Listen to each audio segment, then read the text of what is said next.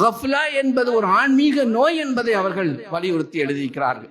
அது மாத்திரமல்ல, போதும் என்ற மனமே வேண்டும், போதும் என்ற மனம் வேண்டும் என்ற ஒரு தலைப்பிலே ஒரு பாடத்தை ஆக்கியிருக்கிறார்.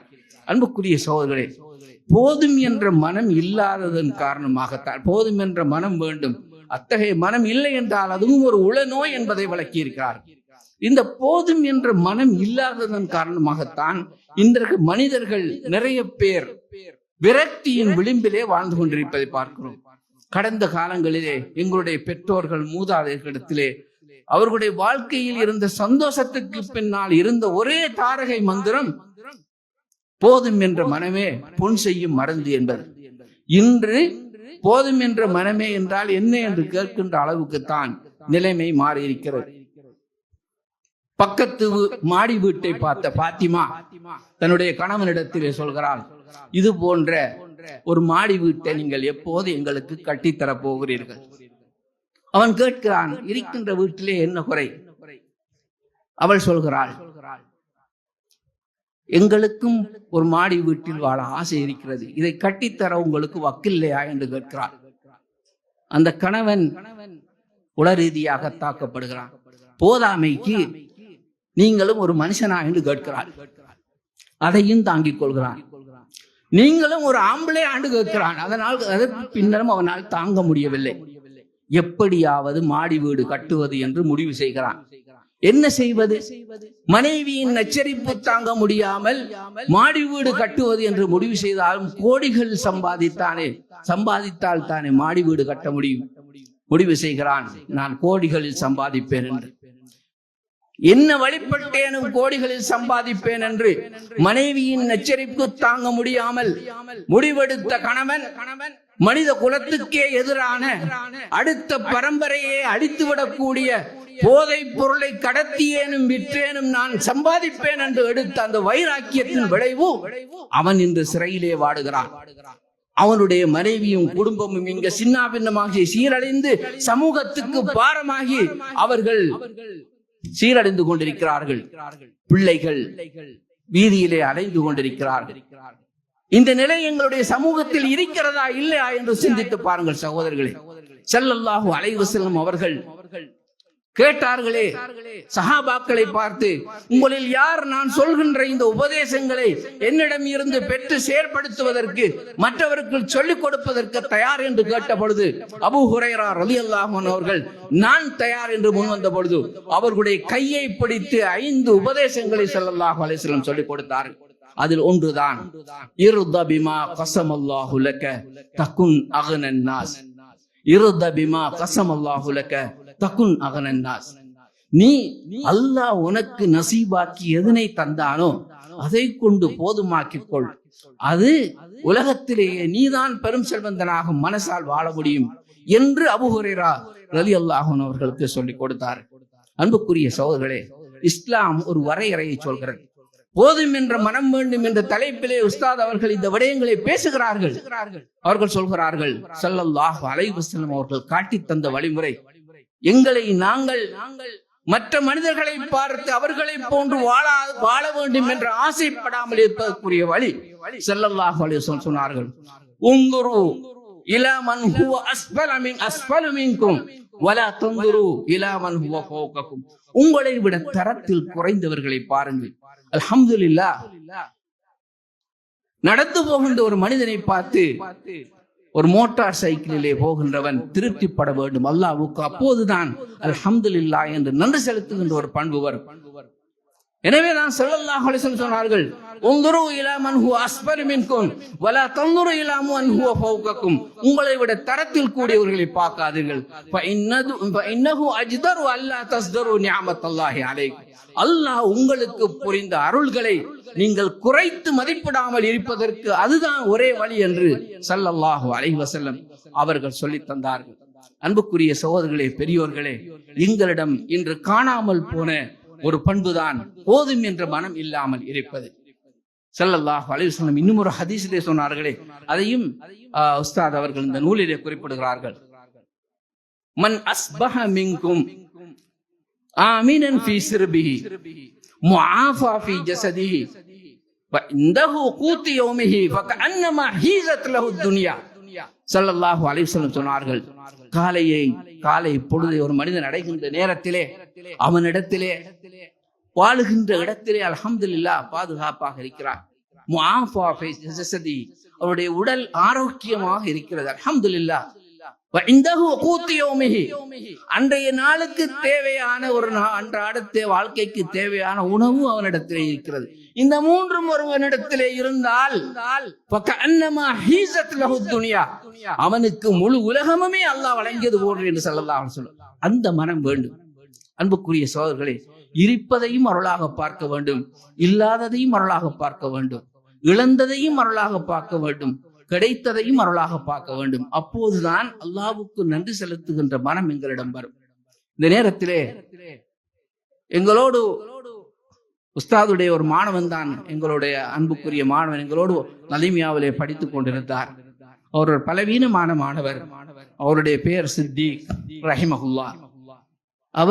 அவருக்கு ஒரு கண் பார்வை தான் இருந்தது, மற்ற கண் பார்வை இல்லை. ஆனால் திறமசாலி.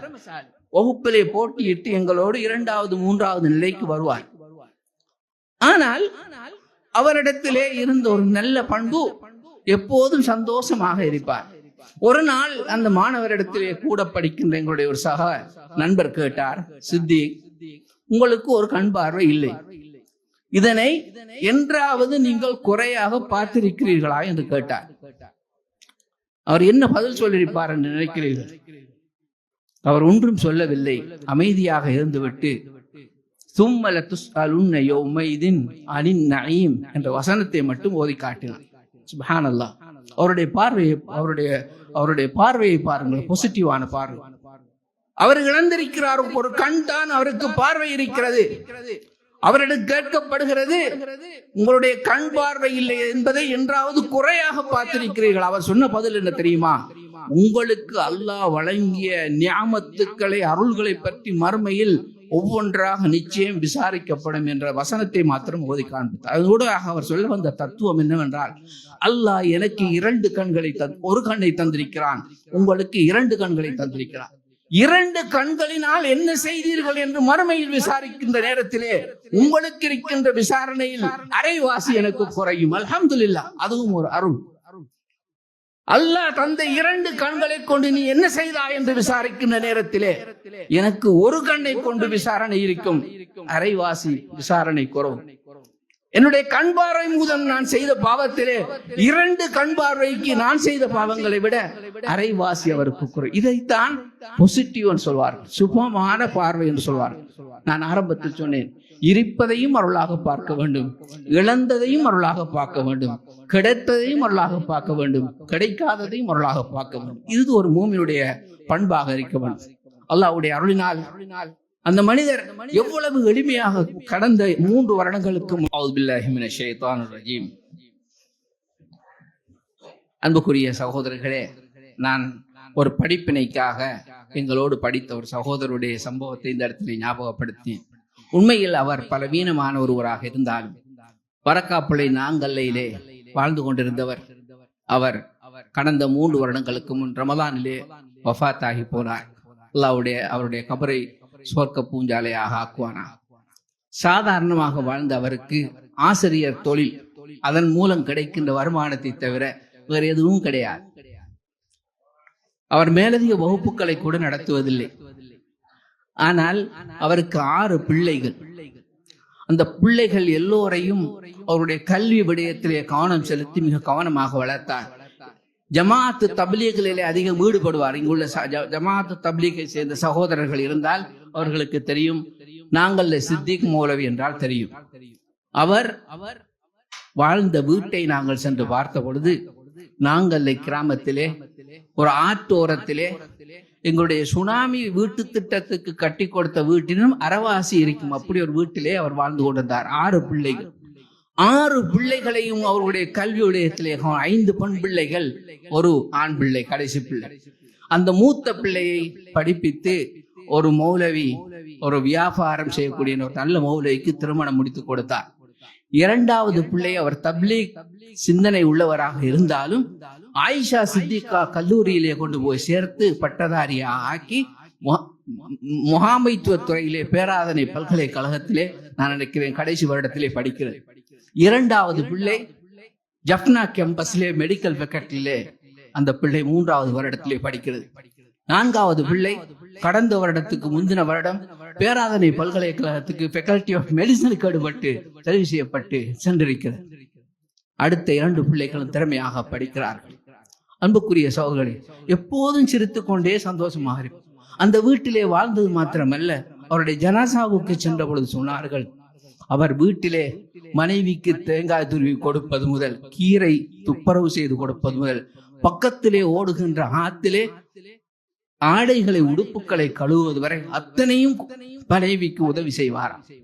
காலையிலே நாங்கள் பள்ளி வாயிலே சுபகுக்கு வருகின்ற சிறிய பிள்ளைகளை தேடி சின்ன சின்ன அன்பளிப்புகளை வாங்கி கொண்டு போய் கொடுத்து அவர்களை ஊக்குவித்து சுபகுக்கு அதிகம் வரக்கூடிய பிள்ளைகளாக மாற்றுகின்ற பணியிலே ஈடுபட்டார். அவருடைய நலவுகள் பற்றி நிறைய பேசினார். இத்தனைக்கும் அவர் எதனை பெற்றிருந்தார்? அல்லாஹ்வுடைய அருள்.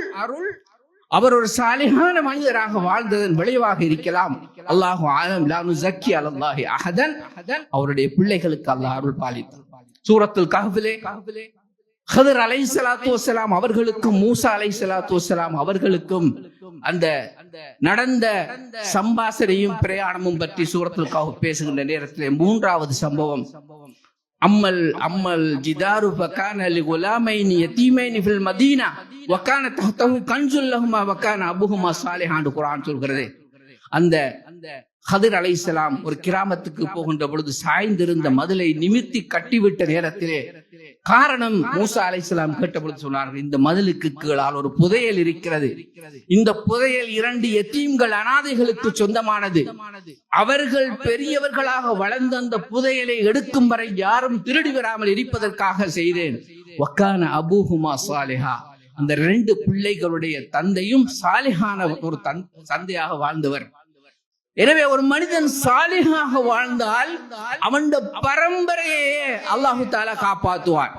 அந்த பரம்பரையில் வர வேண்டிய யதீம்களுக்குரிய அந்த சொத்தை யாரையோ கொண்டு வந்து அல்லாஹு தஆலா பாதுகாக்கின்றார். சேர்த்து வைத்த புண்ணியம் தான் சந்ததியை காக்குமடி என்று ஒரு கவிஞன் சொன்னான். உண்மைதான். ஒவ்வொரு மனிதனும் வாழ்க்கையில் செய்கின்ற புண்ணியம் தான் அந்த சந்ததியை காக்கும். எனவே நான் ஏன் சொன்னேன் என்றால், இந்த சகோதரர் பலவீனவராக இருந்து ஏழையாக இருந்தும் சந்தோஷமாக வாழ்ந்து 6 பிள்ளைகளை அழகாக வளர்த்து கல்வித்துறையிலே அவர்களை பல நல்ல நிலைக்கு கொண்டு வந்து அவர் இடையிலே சென்று விட்டார். அல்லாஹ்வுடைய உதவினால் நிச்சயம் அந்த பிள்ளைகள் எதிர்காலத்தில் நல்ல முறையில் இருப்பார்கள் என்று நாங்களும் துஆ செய்வோம். நான் எதிர்பார்க்கிறேன். அன்புக்குரிய சகோதரர்களே, இதுதான் எங்களிடம் ஆன்மீக ரீதியாக வர வேண்டிய பண்பாக இருக்கிறது. இப்படி பல பண்புகளை பற்றி உஸ்தாத் அகார் முகமது அவர்கள் இந்த நூலிலே பேசுகிறார். நான் உதாரணத்திற்கு போதும் என்ற மனம் வேண்டும் என்ற ஒரு தலைப்பை எடுத்தேன். அன்புக்குரிய சகோதரர்களே, இன்று இந்த லோகாயத சிந்தனையின் தாக்கத்தின் காரணமாக உலகளாவிய உலகமயமாக்கல் என்ற சிந்தனைக்கு கீழால் சர்வதேச மட்டத்திலே இஸ்லாம் கட்டிக்காக்க விரும்புகின்ற கட்டுக்கோப்பான ஒழுக்க விழுமியங்களுடன் கூடிய குடும்ப கட்டமைப்பை சிதைக்க வேண்டும். அவர்களுக்கு மார்க்கத்துடன் இருக்கிற உடல் ரீதியான உறவை துண்டிக்க வேண்டும். இந்த மார்க்க கல்வியில் முஸ்லிம்கள் காட்டுகின்ற ஈடுபாட்டை இல்லாமல் செய்ய வேண்டும் என்பதை இலக்காக கொண்டு சர்வதேச ரீதியாக எத்தனையோ சக்திகள் நிதியூட்டலுக்கு ஊடாக களமிறக்கப்பட்டிருக்கின்றன. அந்த நிகழ்ச்சி நிரலுக்கு எங்களது நாடு விதிவிலக்கு அல்ல. எங்களுடைய முஸ்லிம் சமூகத்தையும் அனைத்து ஒழுக்க பண்பாடுகளையும் விழுமியங்களையும் களைந்த நிர்வாண சமூகமாக மாற்ற வேண்டும் என்று கங்கணம் கட்டி கொண்டு இன்று பல சக்திகள் களத்திலே வேலை செய்து கொண்டிருக்கிறார்கள். சகோதரர்களே, அதன் விளைவாகத்தான் நாங்கள் இன்று பார்க்கிறோம். எங்களுடைய சமூகமும் விதிவிலக்கு அல்ல. சமூக ஊடகங்களிலே வருகின்ற செய்திகளை பாருங்கள். எப்போது தொடர்ந்தாலும் கொலை, கொள்ளை, கற்பழிப்பு, பலாத்காரம், கடத்தல், கூட்டு பாலியல் வன்முறை, சிறுவர் துஷ்பிரயோகம், முகநூல் நட்பு வட்டத்தின் போதைப் பொருள் களியாட்டம், சுற்றி வளைப்பு வருகின்ற செய்திகளை பாருங்கள். தந்தைக்கும் மகனுக்கும் இடையிலே சொத்து தகராறில் தந்தையை மகன் குத்தி கொலை, பிட்டு கேட்டான் என்பதற்காக கணவனை மனைவன் வெட்டி கொலை வருகிறதா இல்லையா? மாத்திரமல்ல, 10 வயது சிறுமியை 3 ஆண்களுக்கு வாடகைக்கு விட்ட முஸ்லிம் தகப்பன் கிழக்கு மாகாணத்திலே அப்படி செய்து வந்ததா இல்லையா? அன்புக்குரிய சகோதரர், சுப்ஹானல்லாஹ், இது என்ன? இது மனிதர்கள் வாழுகின்ற ஒரு தேசமா அல்லது மனிதாபிமானமே செத்துவிட்ட மனித உருவத்திலே வாழ்கின்ற மிருகங்கள் வாழுகின்ற ஒரு தேசமா என்று கூட சிந்திக்க வேண்டிய அளவுக்கு இந்த லோகாயத சிந்தனையும் கலாச்சார படையெடுப்பு காரணமாக இன்று எங்களது சமூகமும் அள்ளுண்டு செல்கிறார்கள் இந்த அநியாயங்களுக்கு பின்னால். எனவே ஒரே தீர்வு, அவர்களை எங்களுடைய மார்க்க விழுமிய கட்டுக்கோப்புகளுக்குள்ளால் அவர்களை ஆன்மீக ரீதியாக பயிற்றுவித்து பக்குவப்படுத்தி வழிகாட்டி நெறிப்படுத்த வேண்டிய தேவை இருக்கிறது. அப்படியான வழிகாட்டல்களை நிறைய கொண்ட ஒரு நூலாகத்தான் உஸ்தாத் அகார் முகமது அவர்கள் இந்த நூலை ஆக்கியிருக்கிறார்கள் என்பதை நீங்கள் அதன் பாடங்களை படிக்கின்ற பொழுது விளங்கிக் கொள்வீர்கள். மதிப்புக்குரிய சகோதரர்களே, இன்று கவர்ச்சிகரமான விளம்பரங்களுக்கு ஊடாக, காட்சிப்படுத்தலுக்கு ஊடாக தேவை உள்ளதையும் இல்லாததையும் அவர்கள் சந்தைப்படுத்துவதன் விளைவாக நாங்களும் தேவை உள்ளதையும் இல்லாததையும் கொள்வனவு செய்கின்ற ஒரு கலாச்சாரத்துக்கு பின்னால் அள்ளுண்டு செல்கிறோம். கையில் பணம் இல்லையா? இருக்கவே இருக்கிறது கிரெடிட் கார்டு, இழுக்கிறார்கள், வாங்குகிறார்கள். கிரெடிட் கார்டு என்பது அவனுடைய சொத்து அல்ல, கௌரவ பிச்சை எடுக்கின்ற ஒரு அட்டை, அது கடன் எடுக்கின்ற ஒரு அட்டை. சொல்லிக் கொள்வார்கள் எங்களுடைய கிரெடிட் லிமிட் 1 மில்லியன். அது ஒரு பெருமை. அன்புக்குரிய சகோதரர்களே, உரிய நேரத்திலே அவர்களுக்கு அந்த பணத்தை செலுத்தவில்லை என்றால் வட்டிக்கு மேல் வட்டி செலுத்தி அவர்கள் வம்புக்குள் மாட்டி அவர்கள் வீதிக்கு வந்த எத்தனை பேரை நாங்கள் பார்க்கிறோம். அன்புக்குரிய சகோதரர்களே, ரசூல் ஸல்லல்லாஹு அலைஹி வஸல்லம் அவர்கள் அடிக்கடி அவர்களுடைய தொழுகையிலும் அல்லாஹும்ம இன்னி அஊது பிக்க மினல் மஅஸமி வல் மகரம், யா அல்லாஹ், பாவத்தை விட்டு கடனை விட்டு நான் யா அல்லாஹ் உன்னிடத்தில் பாதுகாப்பு தேடுகிறேன் என்று அடிக்கடி துஆ செய்வார்கள். ஆயிஷா ரலியல்லாஹு அன்ஹா பார்த்தார்கள், என்ன ரசூலுல்லாஹ் அடிக்கடி இப்படி துஆ செய்யறாங்க, கடன்ல மாட்டினவன் தானே அப்படி துஆ செய்வான். கேட்டாங்க, யா ரசூலுல்லாஹ், என்ன நீங்க அடிக்கடி கடன்ல இருந்து பாதுகாப்பு துஆ செய்றீங்க? கேட்ட நேரம் ரசூல் ஸல்லல்லாஹு அலைஹி வஸல்லம் அவர்கள் சொன்னார்களாம், இன்னர் ரஜுல இதா கரிம் ஹத்தத ஃபகذب வவஅத ஃபஅக்லப். ஒரு மனிதன் கடனாளியாக மாறிவிட்டால் முனாஃபிக்குரிய பண்புகளும் அவனிடத்திலே வந்து விடுகிறது. காரணம், இன்னர் ரஜுல இதா கரிம், கடன் பெற்றால் தேடி வருவான், கதவை தட்டுவான், டெலிபோனிலே கடனை கேட்டு கோல் எடுக்கின்ற பொழுது பொய்யை சொல்லுவான். கடன்காரன் பொய்யனாக மாறுகிறான். இது ஹத்தத கதப், நாளைக்கு தருகிறேன் என்பான், கொடுக்க மாட்டான். ஸல்லல்லாஹு அலைஹி வஸல்லம் சொன்னார், இதா வஅத அக்லப்.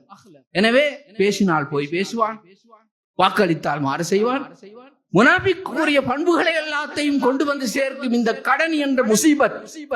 எனவே தான் ரசூல் ஸல்லல்லாஹு அலைஹி வஸல்லம் அவர்கள் இந்த கடனில் இருந்தும் ஒவ்வொரு நாளும் தொழுகையில் துஆ செய்தார்கள் என்று நாங்கள் பார்க்கிறோம். இப்படி அன்புக்குரிய சகோதரர்களை நான் நிறைய பேச வேண்டும். ஆனால் நீங்கள் எல்லாம் விசேட சொற்பொழிவாளரின் பேச்சை கேட்பதற்காக வந்திருக்கின்ற பொழுது குறுக்கே நான் வந்து நின்று கொண்டு எதையோ பேசிக் கொண்டிருக்கிறேன். எனவே அவருக்கு வழிவிட்டு சுருக்கமாக சொன்னால், இந்த நூல் உள ரீதியாக ஆன்மீக ரீதியாக பாதிக்கப்பட்ட எல்லோருக்கும் ஒரு ஆன்மீக ஒத்தடமாக அமையும் என்பதை நீங்கள் வாசித்துக் கொள்ளும்போது நீங்கள் விளங்கிக் கொள்வீர்கள். எழுத்தாளர் மரீனா இல்லியா ஷாஃபி அவர்கள் தன்னுடைய என்மேல் விழுந்த மலை துளிகள் என்ற நூலிலே சொல்வது போல ஒரு உதாரணம், மலைகளை குடைந்துதான் மாற்றங்களை உருவாக்க முடியும் என்பதல்ல, அழகிய வார்த்தைகளுக்கும் அந்த சக்தி உண்டு என்று சொல்வார். எனவே இந்த 100 வாழ்க்கை பாடங்கள் உஸ்தாத் அகார் முகமது அவர்களுடைய நூலை வாசிக்கின்ற பொழுது உண்மையில் அழகிய வார்த்தைகளுக்கும் அந்த சக்தி உண்டு என்ற தத்துவத்தை நீங்கள் துரிந்து கொள்வீர்கள் என்று நான் கூறி, இறுதியாக எங்களுடைய உஸ்தாத் அகார் முகமது அன்புக்கும் பாசத்துக்கும் நேசத்துக்கும் உரிய ஆசான், அவருக்கு அல்லாஹு தாலா நிறைவான ஆயுளையும் குறைவில்லாத ஆரோக்கியத்தையும் வழங்க வேண்டும் என்று பிரார்த்தித்து, நீங்களும் பிரார்த்திக்க வேண்டும் என்று கூறி என்னுடைய இந்த அதிகம் நீண்டு விட்ட அங்குரார்ப்பண உரையை முடித்துக் கொள்கிறேன். அஸ்ஸலாமு அலைக்கும் வரஹ்மத்துல்லாஹி